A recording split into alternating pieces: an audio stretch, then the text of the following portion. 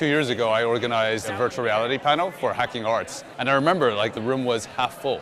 And to come back 2 years later and see the entire media lab from ground floor to 6th floor filled with virtual reality hardware and all these students super excited about the medium is very exciting, and it's great to see. When the idea first came up, I was like, oh, that's nice, MIT, and we'll draw people from the local universities, and they're like, no, we got to think bigger, national. And what turned out is we've got people from all over the country and all over the world. Well over 1,000 people applied, and it just turned into a tremendous event. This is twice as big as any VR hackathon I've ever seen. I would say it's about half the size of like a TechCrunch Disrupt kind of hackathon, so it's very, very large. I think we have 67 projects submitted right now, which is double what the largest VR hackathon before this was able to put up. Because VR and AR and MR are such a visual medium, we wanted to make sure that designers were well represented, so the scale of it is pretty immense and awesome to see. I think the combination of people, technology, the vibe, the fact that there are multiple people getting together, developers and designers and thinkers, and storytellers, and trying to bring together all of this expertise, that's what makes the magic.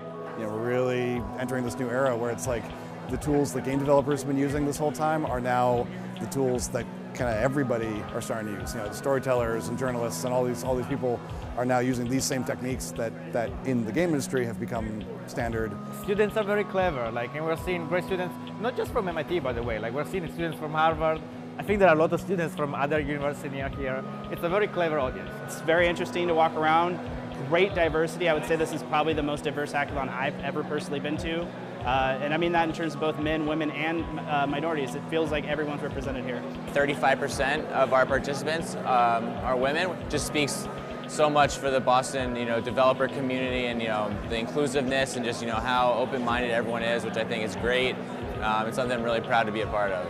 Because we were attracting a wide range of skills and diversity for participants, and it was really amazing because we aimed for a ratio of 1 to 10 mentors to participants, and we actually got even better than that. Several of our senior developers are here supporting programmers and coders with tough questions and getting things done really fast. We are here to help, so we're offering up whatever help and advice we can. It's been interesting to see some of the projects that, the approaches that the students are taking. Folks are really taking an initiative from just some of the stuff that I've seen that I thought would be impossible to do a year ago. And you see how rapidly this development community has advanced. It's also kind of cool that many of these things that might get created here, you might see on a virtual store shelf next year or even sooner. It's really multiple events rolled into this long 4-day weekend, so it's more than a hackathon. It has a feel of a conference, a hackathon, a workshops, a public expo. Our expectation is that this is going to continue to be an annual event and that we can just do every year.